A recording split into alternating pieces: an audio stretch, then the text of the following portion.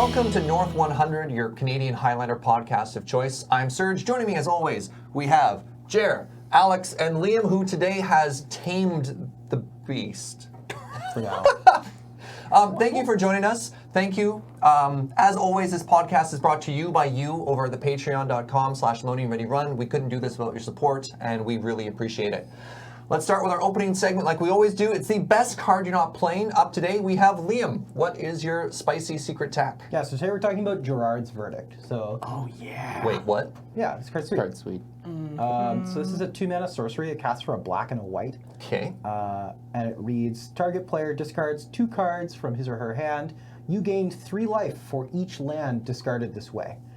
So the reason this card's great is a couple of things. Okay. Firstly, just like 2 mana, make your opponent discard 2 is like very powerful. Cards like Hymn to Troc, which do it randomly, are like insane. Like that's the top end. Yeah, This is yeah, probably yeah. the Bonkers. one rung below it. Yeah, Yeah. I think this is, if you can cast it, this one's definitely the second best. Obviously, you have to be playing white mana as well, so you're not always going to be able to cast it, but oftentimes the black-white decks Yeah, are I mean- very attrition-based, so... But you get like you play this in the deck that plays like Tide Hollow Sculler, maybe sometimes Sin Collector. I Well, think or you you'll- play this in Control, which I was going to say, you'll where I even like play to this play it. in mid-range and control, because it's Yeah. actually a really good card on turn 2 against aggressive decks. It's insane. Because at that point, they don't really want to discard spells, because they don't actually know how much gas they're going to need to actually finish the control deck off, because Well, you haven't yeah. started casting wraths and removal spells for the most part yet. And against mono red, this card's insane too, right? Because each of their cards basically reads like deal 3 damage, and so they're just left with this like choice of like, well, I guess I can pitch these lands, and they'll gain 3 life each time I do, or I can pitch these spells which functionally deal 3 damage, and they'll gain 3 life. Interesting. So I was going to ask, Exactly. how relevant is the life gain with this? Super good. I even heard stories, and like this doesn't come up super often, but I'm actually not the first person to play this. The person I heard of playing this card first was Alistair Norman, who I watched him in a game against like a red aggressive deck. He had like gotten to late in the game, but his life total was low. He just targeted himself. Just pitched 2 lands, gained 6 life. What? Did you not see that line? No! Yeah, Target player! Yeah, so like obviously that's not going to come up super often, or like it's a pretty niche case. That just but, blew my mind. But Sorry. it's obviously relevant and good. Wow. There are some matchups where you'll discard 3 cards to gain 6. Yeah, definitely. Huh. Okay, no, that got me. It's a thing you can do. So, this came up in a conversation earlier. How do you compare this to Mind Wrench? And what's Mind Wrench? Wrench Mind. Wrench Mind, which Wrench is Mind, sorry. black for a sorcery that says target player discards 2 cards unless they discard an artifact. Okay. And we were arguing about this. It sort of depends, right? Okay. Wrench Mind is double black. Okay. So So it's Hymn to Torak, notably. It's right, not. but it's also it's theoretically easier to cast, though. Like they're actually the discard decks in Highlander are really black based, and so it's okay. They can usually hit black. But if I'm playing like a mid range or control deck, I'd actually much rather have a black white cost than a black one. Additionally, like this card. This Wrench Mind usually reads they discard 2, sometimes it doesn't. Sure. Gerard's Verdict always reads they discard 2, and plus sometimes you get additional value. Okay. So it really comes down to which one is easier for your deck to cast, or whether your deck can cast it at all. If you can't cast Gerard's Verdict, obviously it's not better. That's what I think it is. Yeah. But if you can cast both, I think that Gerard's Verdict is superior. What is he doing in that picture? I think he's wrestling someone, Is he giving punching that's through a what's his person? face? No, it's like an ogre, and then it's Gerard. Yeah, giving the ogre the what's what. It's not Krovax, is it? I don't know. It's, I know what Alex, this I card wasn't does. born when this story was neither circulating. was I. Yeah, you What's probably the were. date on I that was card? too. 93, Yeah, that's true. 2001? I don't know. 2001, It's so a I was mystery. 7. Oh, it So is that's- Krovax. that's Krovax. Well, Not Ascendant Hero. This is the Planeshifter one. It's Krovax something or other. It's a black card. Really? Yeah, Yeah. he's like miniature. He's a bad guy. Yeah, he's a bad guy. He's like miniature Elishnorn, because he pumps all black there. creatures. There we go. Wait, Ascendant so- Evankar. So That's the Gerard is punching... Yeah, he's fighting him. Huh. Yeah. It looks like he's just sort of like chucking him to the ground or something. Interesting. one. I had no idea that this was a card. Yeah, see, he's got his a little batleth thing and everything. Huh. Nice He's spot. like, Nice flavor "Yeah." spot there. Yeah. A heart of light and a soul of darkness cannot coexist. So chuck out your hand. So as a result, discard 2 and I gain 6. Well, thank you for sharing your spicy secret tech with us there, Liam. Not a problem. All right, let us introduce today's theme. So last episode, we had a little episode we called Let's Talk About Control. Combo. That's not true. It was let's talk about combo. Today, we want to talk about tempo. And as an aside, it looks like we're starting down a little mini-series here, which is let's talk about X. So for those of you watching at home, if you want to see us go through archetypes, let us know in the combos, hit us up in Twitter, but whatever. So today, tempo. And to start that off, we need a brief introduction of what is tempo specifically in a 100-card singleton. Jer, what is tempo? So tempo is fundamentally a deck that wants to get a threat in play and then use all of its available resources to limit its opponent's resources such that your threat wins you the game. So it's like a traditional tempo deck. Blue-based tempo deck would be like a Delver deck. You play Delver of Secrets, which is a cheap evasive threat. Then you back it up with counter magic and bounce spells and maybe a removal spell. Or you play a cheap threat like Wild in the Cattle and Naya, and then you start blowing up their lands.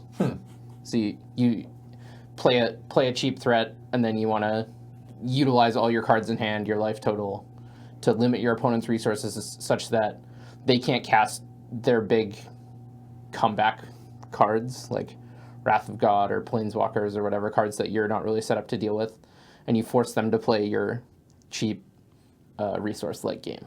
It's just like, how good of an aggro game do you play Control? It's like, not very good. Yeah.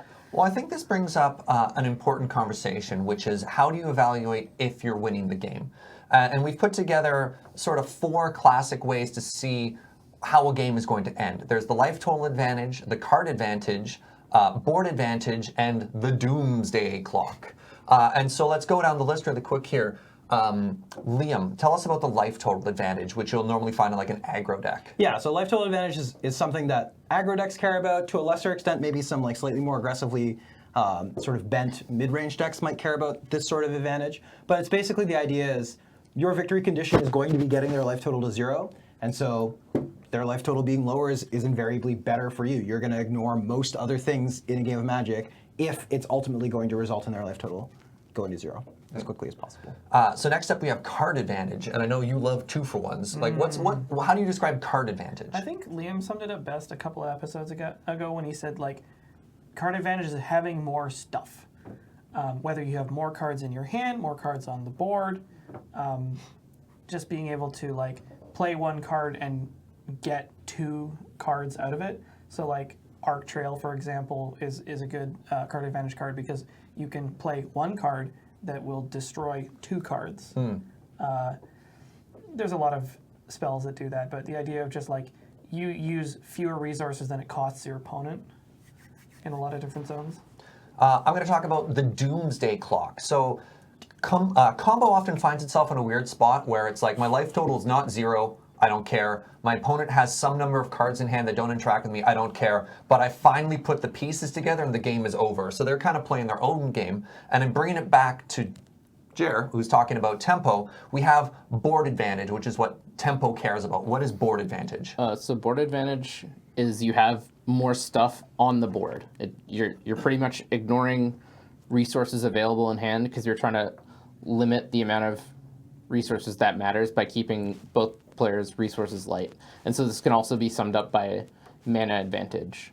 So even if you're even on mana, you're relying on the fact that your spells are cost less and interact with their more expensive spells at a lower mana cost for you. So they're paying 3 mana to cast their Knight of the Reliquary. You're paying 1 mana to Vapor Snag their Knight of the Reliquary and then hitting them in the face.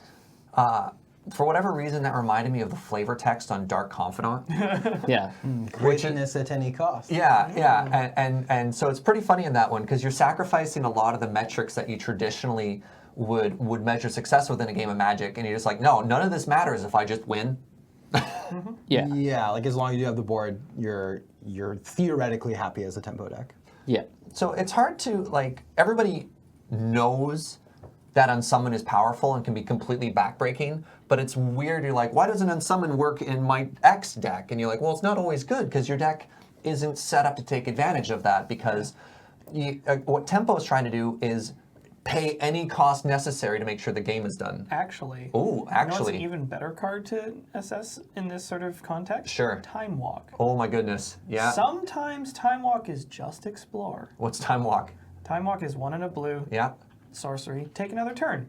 That seems good. Just take another turn. It's 5 points? Yeah. Yeah. 5 points currently. But taking another turn, if you're not set up to win using that turn, is sometimes just... Yeah. Sometimes it's literally just draw a card, play a land. Yeah, but Those are the bad time walks. That's a bad time the walk. ceiling on time walk is super high. Like, Obviously. It's say obviously super high, but your opponent's at 12, you have 2 3-power creatures in play, they have no blockers, you attack them for 6, you cast time walk, you attack them for 6 at 1 You're you the game. basically attack for 12. So these are all examples of an important thing for tempo, which is why tempo decks can win while losing all these other classic advantage things we're talking about. Yeah, greatness at any cost. Yeah, for sure. Jared's talking about the example of I want to trade less mana for more mana, so I'm going to try and set them off their game at that. Alex is talking about trading turns. And a classic example in tempo is setting them back a turn. Somebody want to try and take that example? Yeah, for sure. So one thing that tempo is really looking to do is like a lot of the times in a tempo deck, your cards suck. But they like have some power and toughness, Yeah. and as long as your cards that suck make their cards not do anything, even temporarily, it's actually fine. So a great example of this is something like Temporal Spring, a really sorry, powerful what? tempo card. Oh, so this is a baby. 1 blue-green sorcery that says put target permanent on top of its owner's library. And so yeah. in a tempo deck, if you just like play a mana dork on turn 1 and you're on the play, and then they play a land, then you play your second land and you put their land on top of their deck. They miss their draw step, so they're not developing their hand. They don't have a land in play anymore, so they get reset back to turn 1. And then all of a sudden they've played 1 land and you're untapping with 4 mana and you can go from there. It's so hard to recover from that. Wow, that's such a brutal card. It is, but at the same Can I time, build Sorensen now? It's this card is not card advantage focused, right? You've just spent a card to sort of get a card because you put it on top of their deck. your card neutral, but it's like if you're behind or the board is even neutral, this card isn't doing really what you want it to do. Yeah. Like this won't catch you up into a game. Another similar card is Exhaustion. What is exhaustion? It's like Time Walk. It's 2 and a blue for a sorcery, and it reads your opponent's at the beginning of your opponent's next turn, he or she skips untapping his or her creatures and lands. Don't think that's the Oracle text. I think it says they skip their untaps. Yeah. Huh. Yeah, so they don't get to untap anything. They still get to draw and they can play lands and spells and stuff. Yeah, for sure. Yeah, but say on their last turn they tapped out to play a spell, you countered it, then you get to untap, attack them, play Exhaustion. Just try and set. They're still tapped out. So it's right. I think you guys were right when you were saying before that. You're right. You play a lot of sort of suboptimal cards. If you compare it to mid-range, or the example, I mean, what you want to do with mid-range is have every draw you have be gas. Yeah. You're just like, this is nuts. Oh, I don't want to play it. This is nuts. I want to play it. And you're like, I just drew Exhaustion. This is either going to be the most backbreaking card I've ever ripped off the top of my library. Stone nothing. Yeah. Tempo's really polarizing in that sense. Your cards are very effective in one context and completely useless in another, oftentimes. And so as the tempo deck, if you get to assemble enough of the cards that are really good in the context that you want them in before your opponent can invalidate them, then you're likely to win the game. You know what? Tempo's almost like singing a song, and if you miss a note, it's just like the rest of the way through the song. Yeah, It's like DDR. Playing tempo is like DDR. it is a bit. not Yeah, like as soon as you miss a step, you're off. I've always. And that's the thing, like tempo, so many of these cards are set up so that if everything's going according to your game plan, they're super backbreaking cards, but as soon as tempo stutters and falls behind, it is often really, really bad at catching back up because You're cards playing a deck just full of cards that suck. aren't set up to do anything while you're behind. All right, let's try and talk about types of tempo. And we have sort of two, pardon me, There you go. stretch your time there. We have two sort of loose definitions for tempo. The first is we have traditional blue-based tempo, and the second we have is land destruction, that nice, fun, friend-making archetype, the old LD. Oh, I'm just going to cough directly into your soul. Sorry about that.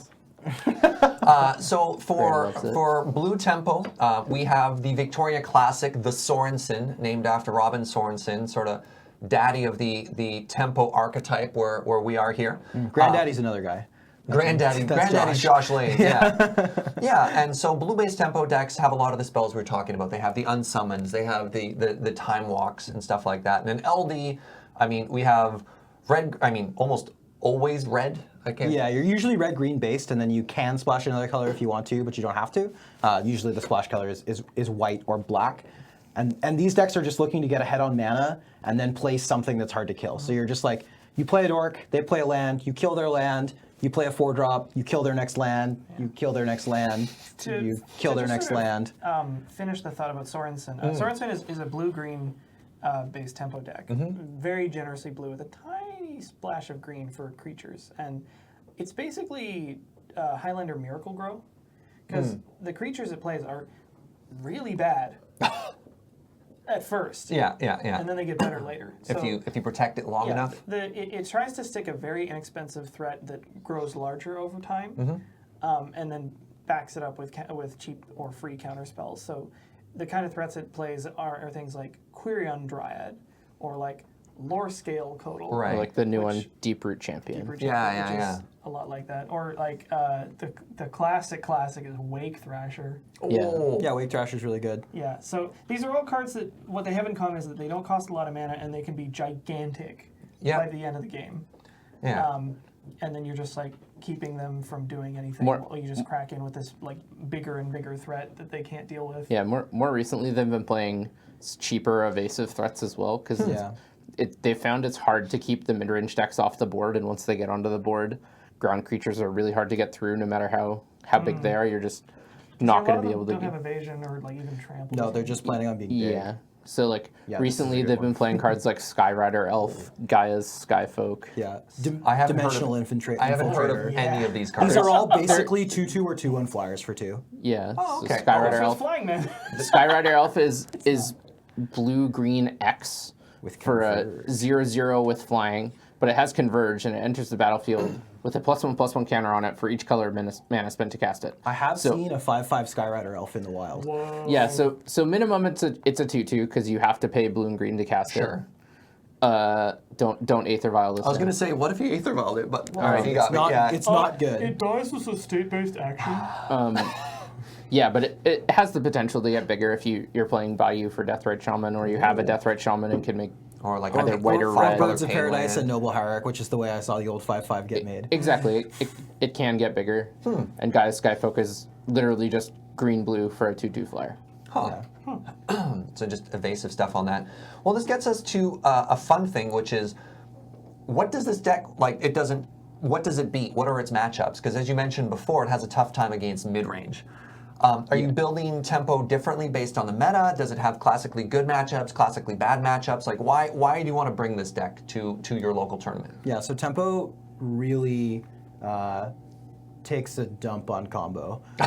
It's really, really hard to play combo against a Tempo deck for a variety of reasons. One, they almost always have a clock, and that's sort of part one of beating combo. Two, they always have disruption, right? They're playing counter spells or they're blowing up your lands.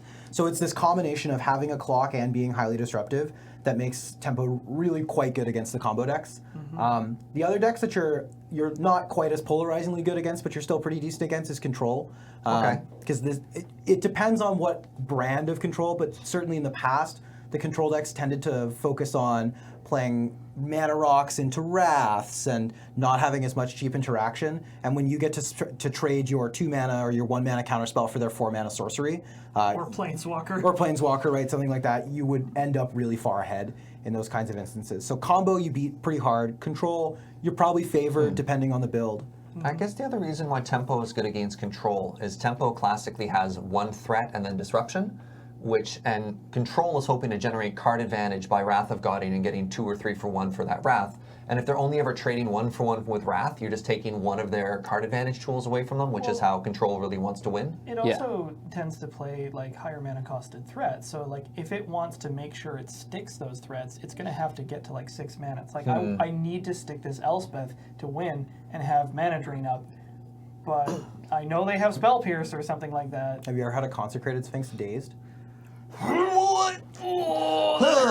Yeah, it's just like they go for their Worm Coil engine, and you're just like, Force Spike, question mark? Or they like unsummon your worm coil. Like Yeah. that just feels bad. Getting Yeah. 4 and 5 mana spells force spiked feels really bad. Yeah. Meanwhile, you're driving in with these like 1 and 2 mana creatures that are evading all this stuff. Yeah, the more modern They're control wall decks are moments. better at dealing with this problem. They've Yeah. moved away from expensive threats. Have and- a lot of cheaper interaction. Yeah, and well, largely because they've had to, right? Yeah. It's not just like circumstantially this has come up. It's like your deck is much worse when you're planning to go big. You've got to interact on like the cheap scale, and then look to get back into the game with card advantage, and maybe you play like 2 or 3 6-drops in your deck.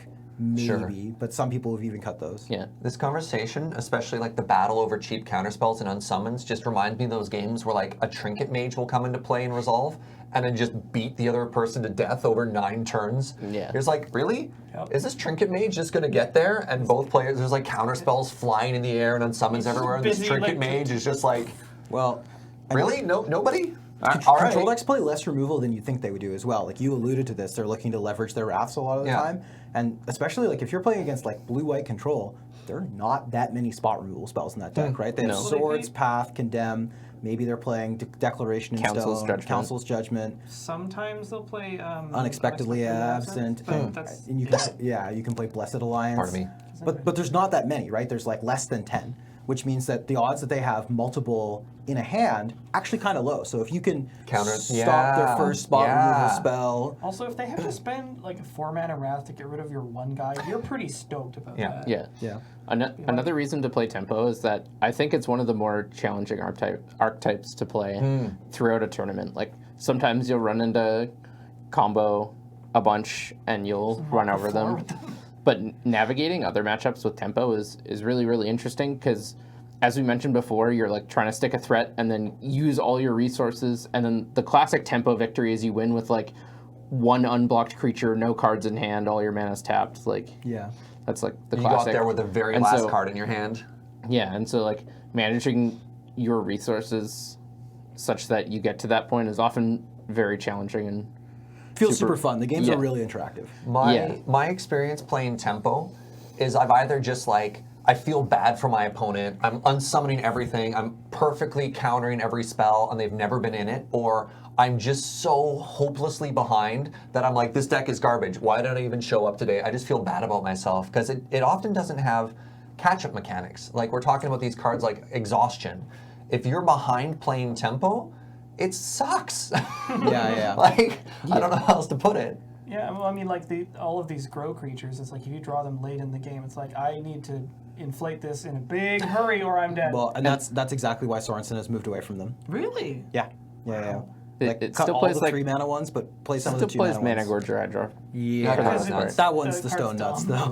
though. Has trample. What's the merfolk one that just like poops out little squid babies? Oh, Chasm Skulker. Yeah. they're not playing It's that a one squid anymore. horde. Really? Yeah. Like Alex and I are both shocked. Yeah, I'm like, they isn't Chasm Skulker just like the nut? It's a 1/1 for 3. Mikey designed this card? Mikey Newman did design this card. So Chasm really Skulker good. is a 3 mana 1/1. Whenever you draw a card, put a +1/+1 counter on it. When it dies, you get X 1/1 blue squid tokens with Island Walk for every counter you had on it. And I thought this card was just like a staple in tempo. And today I learned that it's just a 3 mana 1/1. So one thing that Yeah. So one thing we haven't talked about this yet, but tempo is actually kind of in a rough place in the metagame currently. It's hard to play tempo. There weren't that many combo decks. There's like been the recent points changes, hopefully bringing more combo decks into the metagame, Sure. which should bring tempo back. But one of the reasons that tempo has really been struggling lately is the rise of the blue-based mid-range decks like Jeskai. So Jeskai is like sort of a tempo deck. That's what I was going to say. That always felt like a tempo deck But to it's me. not, because Okay. they're playing basically no counter spells. They play like 7 or 8. They just play the good ones. Okay. All their spells are good, right? Oh, They're just okay. playing a bunch of good spells, and they can play a tempo game plan sometimes, but they don't always. So the problem with cards like Chasm Skulker is that you play your Chasm Skulker, Yeah. and maybe you have another card in play, maybe you don't, and then your Jeskai opponent looks at your Chasm Skulker, looks at the 3 mana you spent on it, electrolyzes it, does a damage to you, draws a card and kills your threat, and moves on with their life, right? Like. Or they're forked bolt it for 1 mana, or Right, they're arc sure. trail it and kill both your threats. Right. Both You the had things something you have wanted to play. jump in with there. Yeah, I was just gonna say that's the reason that these cards don't start out huge is also a reason why they're weak to aggro and mid-range. That's basically what I was going to say, is that aggro is very good at playing the resource-like game that Tempo wants to play, and often Tempo's unable to trade up on mana Yeah. with their spells with aggro, and aggro's just better at dealing 20 first. Huh. Yeah. So you need like a pretty sweet haymaker out of the Tempo deck. Like often you rely on cards like True Name Nemesis and Yeah, I mean, it's like red-based aggro has access to lightning bolt and stuff. So many and ways to kill it. White-based aggro has first strike. Yeah, So- and I think the most important thing is what Jared was getting at. Their cards cost 1 and 2. When you unsummon a 1-drop, you're not actually getting ahead on mana like you are if you Sure. unsummon a Consecrated Sphinx, or even Or a Tessiger. right when you unsummon something that costs 4. I just love that our definition for a second there is just like Tempo's like mid-range, but it plays bad cards. I mean, And I'm like, that doesn't work, and it shouldn't work, and I hope we're not describing it that way, but that's how it comes across. It's like, why would you ever play Tempo when you could just put good cards in your deck? I mean, it sort of is, but like those bad cards are good in certain matchups. Like Sure. Yeah. mid-range's worst matchups typically are control and combo decks. Yeah. Ah, And Tempo's best matchups are typically control and combo decks. Yeah. So like Tempo eschews like playing the good 4 and 5 drops that mid-range gets to play that makes them good against aggro and tempo decks. Yeah. For cards that are very good at closing out games, which makes them very good at decks that either do nothing and then win out of nowhere, combo decks, Liam. or I'm guilty. or decks that try to like set up a hand and then interact all at once, which is control decks. Like they'll like try to find a wrath and then cast it. But if you either disrupt them finding it or disrupt them casting it, you can just kill them if they never get to untap again because of exhaustion, or they never get to draw their wrath because Sure. you keep temporal springing Yeah. them. Or you make it unfavorable to cast the Wrath because it's just a 1-for-1. You're like, this is just bad. Exactly. You have a Vendilion Click that's dealt them 9 damage, and you're looking at them and you're like, you gotta kill this somehow. Well, and I think to go I don't back, have to do anything. to go back to what Alex talked about right at the beginning of the show, right, where he was saying Time Walk, super interesting card to talk about in the tempo context. Yeah. In most decks, Time Walk isn't a super situational card, right? Like a lot of decks, Time Walk is just good. You're gonna find a way to use it. The reason why it's situational in tempo is that if you're in the situation that Jared and I are talking about, where you're sort of behind, you don't have a creature on board, and you're going to top deck and you top deck Time Walk, I mean it's just a redraw, right? It does actual nothing. And that's going to happen in tempo. Not half the time, but some amount of the time. You're just not going to have anything on board. You're going to draw this Time Walk, and it's not going to do anything. Or you're going to be ahead. You're going to have stuff on board. Your Mana Gorger Hydra is going to grow 1 from you casting the Time Walk. You're going to hit them with this giant Mana Gorger Hydra. Then you're going to take another turn, and you're going to Snapcast your Time Walk, and they're going to die, right? Like they're super polarized, and I think people will be a little apprehensive of accepting this sort of definition. But it's worth noting that I sort of talked about drawing it when you have nothing in hand. But a lot of the time, tempo functionally has nothing in hand, right? You'll draw it and you'll have 3 other cards in your hand, but your 3 cards are like unsummoned against the control deck, and then you'll have no like creature. a Force Spike that's long since outlived Right, its turn utility, 12. right? And then your last card is like, I don't know, it's an exhaustion, or it's some like it's Into the Royal, it's some other bounce spell. It's super situational. Right, situational, not going to get you a whole lot of value, and it's certainly not going to work with this Time Walk. it's like I need a threat to crack in twice with. Yeah, absolutely.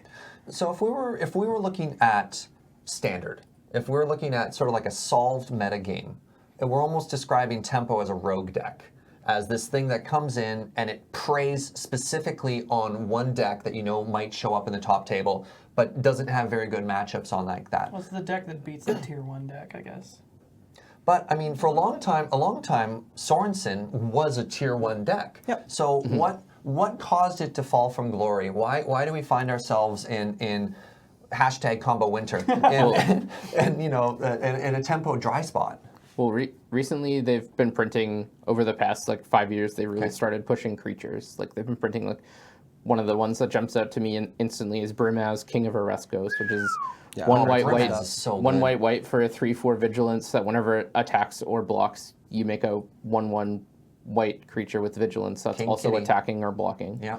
So it essentially attacks and blocks as a 4/5 for 3 mana, goes super wide. It's like one of those army in a can cards that you talk about. That's like It works just great has on like offense and defense. so much It's- utility. It has yeah. 4 toughness for some reason. Why does it have 4 toughness? Yeah. It doesn't die to lightning bolt. And so and another one is like Kalidas. That card is super good. man. Two Yeah. and 2 black for a 3/4 with lifelink. Also whenever, a 3/4. whenever you kill whenever an opponent's creature dies, you exile that card instead of putting it into the graveyard, so it doesn't actually die. This card, And you get a zombie. yeah, weirdly, kind of hates out creature-based combo. Yep.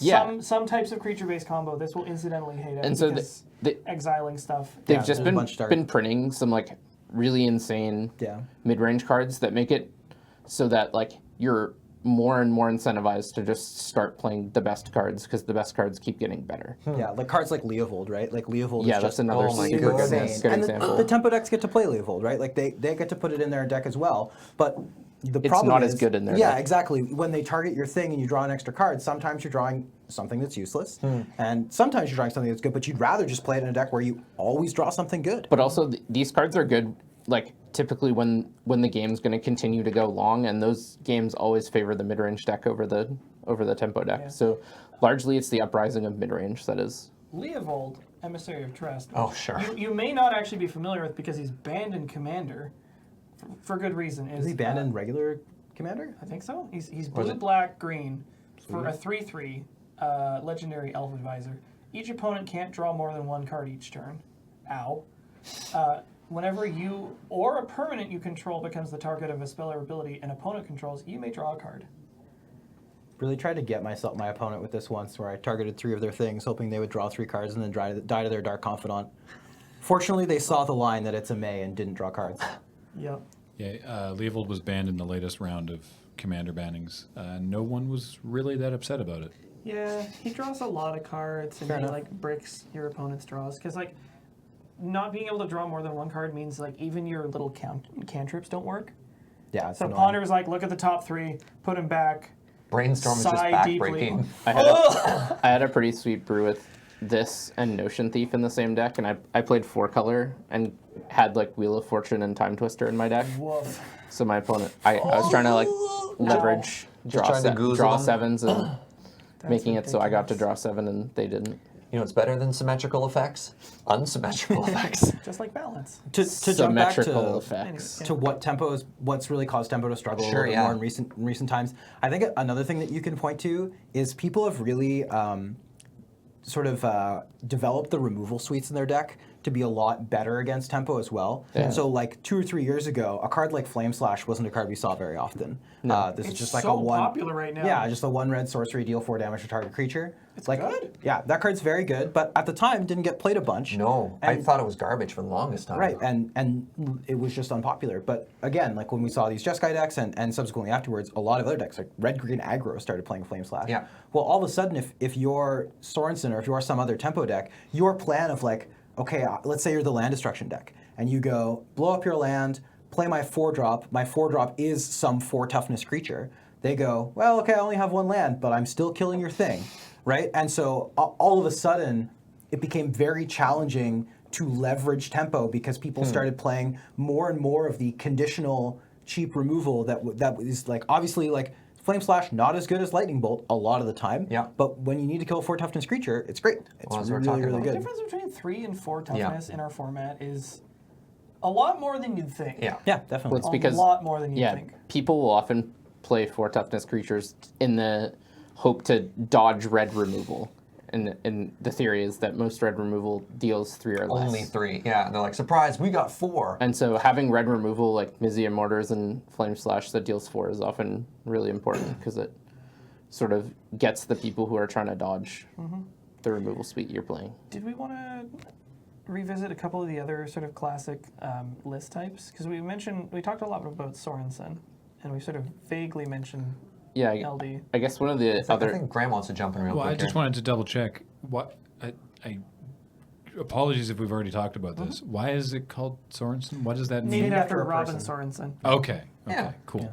He The played it creator's for a name long to it. time. People thought he was crazy to play cards like Stifle and Temporal Spring and Lore Scale Codal. Turns out when you stifle their fetch land and you have a Delver, you win. Well, it was also things like unsummon your Darksteel Colossus after you cast Tinker, Yeah. right? Man, we ain't seen Tinker played in a long time. Well, Just got lowered. they just made got it lower, cheaper. so We'll hopefully see. more.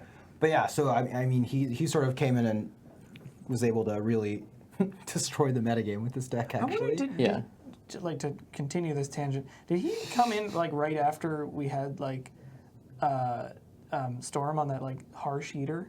For a no, long time? no, That no, was no, even no. before then. He, That was I mean, before he's been that. playing forever. Oh, Yeah, okay. Yeah, like Yeah. Robin's like one of the original Highlander players, like Pretty much, yeah. early 2000s playing OHPs. Highlander. All right, so we talked almost not exhaustively because we could talk about blue-based decks forever. Well, let's spend some time about. I don't know what that noise was. Talking about LD decks and how does that differ from a like land destruction is very oppressive and sometimes an uninteractive strategy. How is LD a tempo deck?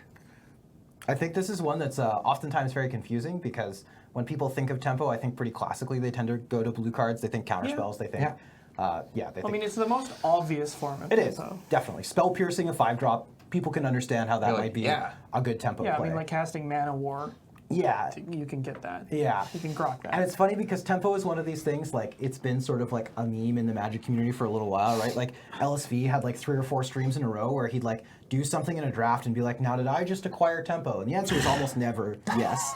But like, obviously the chat would be like, oh yeah, that was definitely a great tempo play, LSV, excellent work.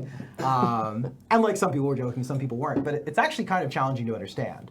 But so the reason that land destruction fits in with this sort of tempo definition is it's playing to the board, right? Like you get rid of a land on the board for them while you make your land drop every turn. And you're interacting with a resource that is otherwise very challenging to interact with, which is their mana.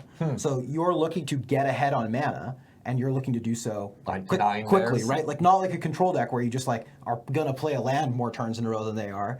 You're looking to just get rid of their lands after they well, you play want to them. get up and them down at the same time. Right, yeah, exactly. You get to play stuff like One Vuli Acid Moss. Yeah, that you're- card's actively quite good. Two green for a sorcery What? that destroys a land, and you get to search for a One forest. I acid think it's a moss. basic forest.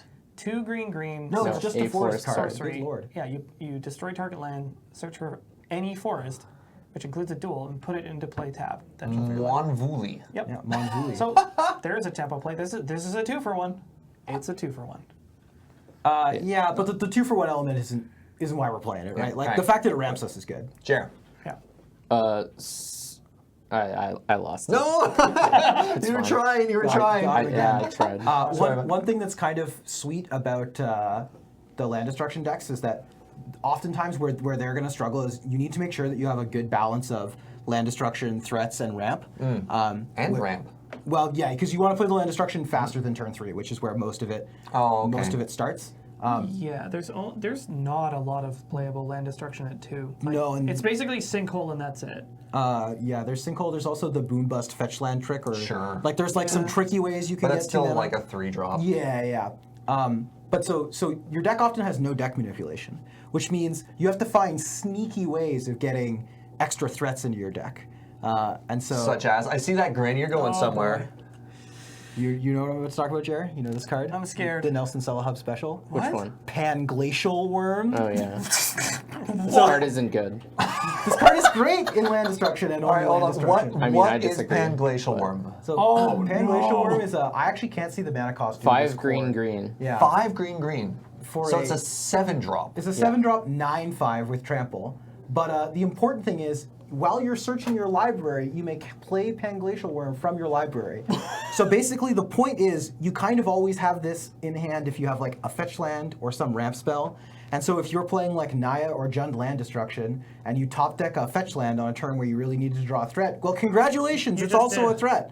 What tempo deck plays a 7-drop? Not many. Okay, just land destruction. I think even in LD you want to try to stop at 6 for the most part. I mean- and I remembered what I was going to say Sure, earlier. yeah, It please. was that the difference between land destruction and blue tempo decks traditionally Yeah. is that LD decks typically want to spend their first few turns this is their ideal curve. 1-drop accelerant, either a mana dork or a wild growth Sure. type thing. Yeah. Blow up your land, blow up your land, blow up your land, maybe attach to a body, and then play a big thing. Huh. So they're like, So they're sort of behind doing 3 turns. They're sort of doing the opposite. They're like keeping your opponent on turn 1 for 4 turns, and then playing a 5-drop, and then being like, all right, you have 7 cards in hand, I have 2, but I have a 5-drop. I'm on turn 5. You're still on turn And I 1. hope you you have don't 2 have lands removal. in play. I guess this definition of tempo fits our other thing, which is like if you're behind and you rip an LD spell, So it's bad. so So bad. Actively horrendous. Yeah. And it's worth noting, I mean, we're talking about it as though this is like an established, well-known archetype.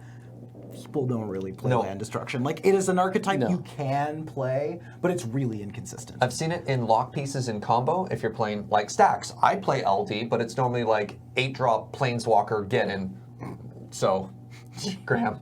Well, when you were talking about getting your land destruction spells out there as quickly as possible, it sounded like you were gonna give examples of a good way to do that, and then you talked about about the Panglacial Worm, which is awesome, and I love it. But is it just like So you're playing- is it just like get all the moxes, or like how do you? green-based. Yeah. You're playing some like Mana Dorks, you're playing Chrome Mox, you're playing Mox Diamond, you're playing Wild Growth, Utopia Sprawl. Like getting acceleration on turn 1 is super important Yeah, because Soul ideally, Ring is really good in this deck. like ideally you want to cast LD spell on turn 2. Yeah. I got There's so many of them that are 3 mana. yeah. Yeah. I got just straight crushed by a Jund LD deck, but it was really low to the ground, like really, really low to the ground. Their curve, Was this Pat? maybe. The curve ended at 4, and that was for cards like Avalanche Rider, Oh, which is wow. a 2/2 for 4 for 3 in a red that has haste and echo and ETB, destroy a land. But it was like this definition that we've been talking about here about this big LD deck is very different from the nightmares that I remember of just getting There- stomped by deck. There are definitely LD decks that also play a lot of cheaper threats. Like I played a green-black LD deck for a while that played like very few mana sources, played like all the moxes, and just played like the good 2 drops and 3 mana Yeah, so LD you were just like spells trying to get to 3 and then hand stop. attack. Yeah. Well, let's get to the point. Like, why? Who here has played tempo? I think we've all played a tempo deck before. may You had have. your blue-white skies. I guess that's technically a tempo. Close, Although maybe? that one's a little bit more aggro. It's sort of hedged, I think. Yeah, I've enjoyed it. I mean, I think I definitely have reasons to play it. Again, it feels very hit or miss. Like when you're playing it and it's going well, you feel like a genius and you can't be beat. And when it's losing, you're just like, why did I slave up 100 piles of garbage? I don't know. 100 individual flattened piles of garbage. Yeah. Yeah, I'm way less excited to play tempo now than I used to be, and I'm hoping that there will be more combo decks in the metagame so that I can feel better about doing it, because I really like playing the archetype. Actually, I think the first tournament I actually won in Highlander was playing Bant Tempo. I think so. Yeah, I, I mean, it's I like, think I either won with Blade first or Tempo, but one of the two. And well, I mean, like, here's hoping that your prey comes back. yeah, exactly. That's exactly the thing. Interesting. So here's the question. Is this the sort of deck that you can show up and pilot well and have a good matchup? Or do you think it's super meta dependent? Like it's just, you're not going to do well? Well, tempo decks typically don't have any like super abysmal matchups. When we say they're bad against mid-range, they're like maybe 40-60 against mid-range. So mid-range is going to beat you more often than not, but it's not like you can't win. Yeah. And if you're super familiar with your deck and you play it well, you have a pretty good chance of winning Just gotta mind game them to get any that match extra with 5%. tempo. Well, I actually think Tempo is a really good deck to pick up if you sort of think like, I'm only really going to build one deck, like, and I want to build a deck and get really good at playing that deck. Tempo is going to reward you for knowing your deck better than your opponents, more Definitely. than almost any other archetype. It does seem very rewarding from a skill perspective. Yeah, it Like, is. It sounds like the kind of archetype that will make you a good Magic player. Yeah, and it will take some practice because the games where you play wrong, you're going to lose really badly. So it's just important to like not stress about that too much, not worry about how badly you lost, but rather just like find the swing point where it happened and then build from Learn where there. your misplay was. Yeah, exactly. Jer. It's also a really good deck if you like tuning your deck to the meta, because there's often a lot of tech slots in tempo, and so if you enjoy like analyzing a metagame and figuring out, all right, I'm probably going to play against this deck, what kind of tech slot can I have in my deck for that? It can reward you I there mean, as well. as we mentioned, I think pretty early in the episode, if you got a real hate on for combo and you want to punish them, Yeah. Play tempo. Yeah, play bug tempo. It has all the pieces you need to poke at the Like you just right you at the just want to like seams. hold them at arm's length and slowly lower them into a vat of acid. Like, It's like pretty insidious. Well, That being said, when I came back and Flash Hulk was popular, I immediately sleeved up Grixis tempo. So, the second deck I ever played, so the first deck I played was an Abzan Commander Precon that I just like ripped apart, the Gave of the Spores or whatever deck. This second deck I played, pardon me, and the one I really tuned was blue-white Skies Artifact Tempo. It was kind of everything because I was kind of a mess, remember this and I deck. still am. And I always thought it was great because I came in, you're like, I have removal, I have counter spells, I have like aggressive threats. I should have game against everything. And it's kind of disheartening to be like, well, there's some matchups that just kind of suck. I remember John Jeffrey, an old friend of mine, had this blue-white control deck and just crushed me, but I never tuned my deck to beat his deck. And just getting goozled by wraths that came out of nowhere. I was like, you mystical tutored, and I just can't beat this card. didn't have Shadow Doubt in your deck.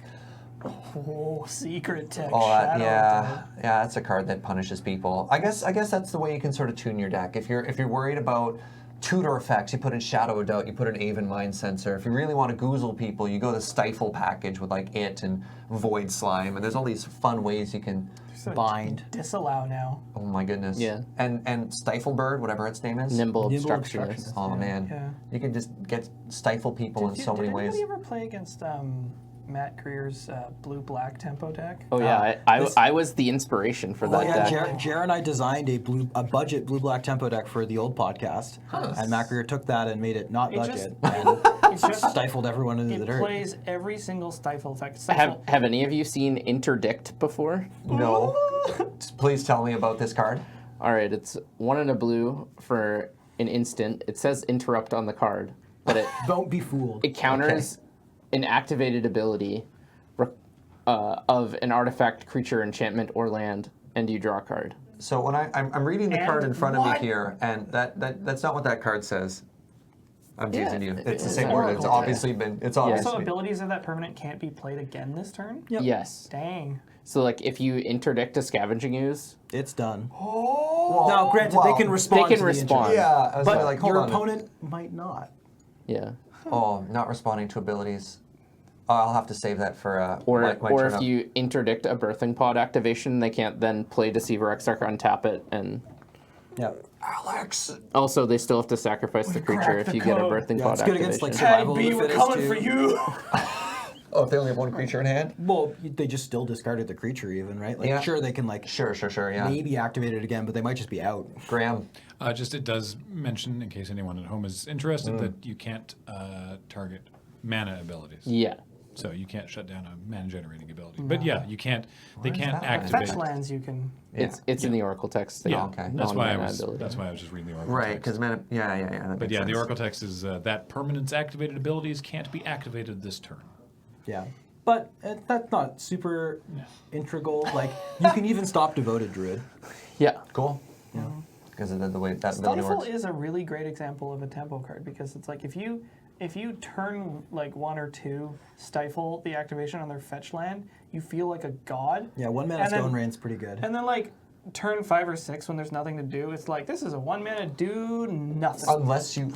I was gonna say Stifle has a lot more utility than Yeah. people think. Like, I've stifled quite a few Planeswalker ultimates. That's Yeah, gotta that's what feel I was gonna good. say. Yeah. If you stifle a Stoneforge activation, That card's a 1/2. It's like they just played a Squire. yeah. It's good. Sometimes. You can sometimes get Storm triggers. Yeah, you can. Yeah. the storm- Suspend triggers too. Yep. Leave that Yeah. card and suspend forever. Yeah. Oh, Oh, yeah, a like small what- side note on how you want to do that, because there's 2 separate triggers. Yep. There's a trigger where they remove the counter. Yep. Let that one happen. Of course, There's yeah. a second trigger where they get to cast the spell, stifle that one. And then, Yeah. and then the spell ends up in exile forever. Yeah, there's a spell that lets them cast it from exile. Or a trigger, right? Or there's something on this. Yeah, a trigger that lets them cast it from exile. It's a May, isn't it? What? It's a May trigger. Like, isn't it? You may cast it from No, exile? no, you have You to. have to? Oh, okay. Yeah. In competitive, that doesn't matter as much. If they miss it, you can just, for whatever reason, if they remove the time counter and then don't cast it, it just gets goozled. But that's Yeah. totally different. Before we go to our concluding statements, anybody have anything they want to add about tempo? We covered a lot. We talked about what it is, how different decks want to win. The two types we have, which we broke down, is blue versus LD. Do we like it? The metagame, a bunch of stuff. Yeah. I think I would say really quickly, we spent a non-zero amount of time on this episode talking about how tempo wasn't good. And it's important to note that like Jared said, we mean it has a bunch of 40-60 matchups right now. Sure. You can play tempo and be successful. If you think this is the kind of deck you want to play, put it together, practice a lot, play a lot, and don't get too bogged down in losing some games really badly, because you're also going to win some games really badly. And as Liam mentioned, this is actually one of the archetypes that rewards you the most for just like putting your head down and just like playing a bunch of tournaments with this deck. You'll notice your record improve over time for sure. So you might also just be able to dominate your local metagame with the right tempo list. If people don't adjust to what happens and you find the list, you could just be a god. So let's go to our closing statement. And up now we have powerful magic. And today's powerful magic story is going to be Jer. Jer, tell us your secrets. all right, so I'm gonna start this off by saying I hate draws. Oh, you mean like games that go to a draw? Yeah, Okay. normally I enjoy losing more than I like draws. Sure, okay. I just feel very unsatisfied after a draw. Like, if you lose, you know, you can look back and be like, all right, I maybe did this wrong, maybe did that wrong. Go get some water. But if you draw, it means time's out. You're rushing to get to the next round. Yeah, you get no Nobody break. won. You're both out of the tournament. Yeah, that's an important You're both note out of winning the in tournament. the Victoria Highlander tournaments, a draw is as good as a loss. Yeah. So drawing in Highlander feels real bad. But I've had one draw in the history of my Highlander career, which was like That felt good? maybe one of the most satisfying games I've ever played. So I was playing an Abzan mid-range deck Okay. This story. in a Highlander Staples tournament. So it was like a big tournament with a top 8, and then I think I was judging this event. usually Yeah. What was the prize? Staples. I can't remember staple cards. We don't give you like staples Dual lands, for a whatever, stapler. Yeah. And I was playing against Ben Wheeler, who's another pretty Yeah. figure, like Person. yeah, A person in of note. Highlander. He's this guy. And he just started playing a new archetype called Cradlehoof. Oh boy. And it was like right after, it was like 6 months after Avacyn Restored, so people hadn't been playing this archetype long, but they just printed Craterhoof Behemoth. Yeah, he discovered I can probably give Ben credit for inventing the hoof archetype as we know it. I think he called it Cradle to the Grave at that point He did. too. I like the name we have now a little bit better. Cradlehoof. We've definitely adopted the better name. Yeah. And so it uses Craterhoof Behemoth and a lot of mana generating creatures to get it into play earlier and then win. I mean, he described it as like a hyper mana strategy Yeah. that's just looking to stick some Yeah. sort of gigantic idiot. And so normally Abzan midrange isn't great in this matchup, but I had some good cards. We played 2 pretty close games. One game I was able to get GT online and sort of get his. Thank you for pronouncing it correctly. Not Jit. not Okay, Jit. this is just like a brief aside. Nothing tilts me more than people calling it like Jit or Jeet. I heard once. It's like Kamikawa All right. is a Japanese set. It's pronounced Jite. All right, Thank you. I did it. sure Yeah, it's so I not was able to Jitty? win one game with. Kind of looks like Jitty. GIF. Okay. All right, continuing on. I was able to win one game with GT. He was able to overrun me the other game, but then we were into this really grindy game 3. Okay. It was like turn 10. I had Knight of the Reliquary out. I had Thrun out. I had maybe four other creatures. I had Yavimaya Hollow, Maze of Ith, which are some Secret Tech Yavimaya Hollow. That card's so some good. utility lands. It gets people so bad. So you're pretty set. Pretty set. I was able to keep his board under relative control. I'd cast a Zealous Persecution, which is and good like cards. got in some damage. Yeah. Removed a bunch of his creatures. And then he like draws a card and sort of lights up, and I'm like, oh, what did you draw? And he drew Tooth and Nail. Oh. And he just had enough. It was late enough in the game that he just had enough lands in play to cast Tooth and Nail Entwined. All right, so yeah, describe this card. Tooth and Nail Entwined is 5 green. Choose one, search your library for up to 2 creatures, reveal them, put them into your hand, then shuffle your library. Or put up to 2 creature cards from your hand onto the battlefield, entwine for 2 colors. So it means if you pay the entwine cost, you get to do both. So 9 mana. So if you have 9 mana, you get to search for 2 creatures and put them into play. So the cards he found were Hornet Queen and Craterhoof Behemoth. Oh! So he was able to. And this was turn 4 of turns. So almost the last, basically his last chance to win. Yeah. Was this flunge mode for him? Yeah, pretty much. It was Okay. like all hands on deck, like everyone into the red I just zone. put 6 creatures into play. I hope you're dead. Yeah, and I was able to survive at 1 life with like getting. I Knight of the Reliquaried for Thespian stage. I untapped it somehow. I can't remember how. Script Ranger maybe or something. I thought Thespian or Knight of the Reliquary puts it into play untapped. No, yeah, sorry. I then copied my Maze of Ith, then untapped it somehow, and got to double maze creatures, block things with. I got to untap my Knight with Script Ranger to block his huge Craterhoof Behemoth, so I didn't even take trample damage because I had it in play since like turn 2. Huh. And I was able to survive like this massive swing at 1 life. And we both just like looked at each other at the end of the game and were like, it was like a super satisfying draw. That's pretty cool. And that's the only time I've ever been able to say that. Nice. So I think that's powerful magic. That's some powerful magic. Just that last little bit of like, I'm super dead here. All right, let's get in the tank. Let's do some math. And you're like, Yeah, how many points of toughness can I invent to just keep from dying here? Yeah, it was crazy. Man. That was like easily the best match of Highlander I've ever played. Huh. Cool. It was just like most enjoyable. And it was a draw, which if I didn't emphasize this enough, I hate draws. I like the stare down Except at the that end one. there too. Except for that one. Except that one. It's like I don't wear hats except toques. All right. Well, that's our episode of I was going to say powerful magic. That's our episode of North 100 for the day. That one's another time. Thank you very much for tuning in. And as always, this episode is brought to you by your support, basically, over at the patreon.com/LoadingReadyRun. We couldn't do this without you, so thank you very much for watching and for supporting us there, and for helping support all the other Loading Ready Run content that we get to make. As we said, this was our second episode on the Let's Talk About X. So let us know down in the comments if you like where that's going. We can talk about control, we can talk about aggro, we can just make our way through sort of the big archetypes and nail all those if you're enjoying this little mini segment. And as always, thank you from our North 100 team to you, and we'll see you next time. Bye. Cheers.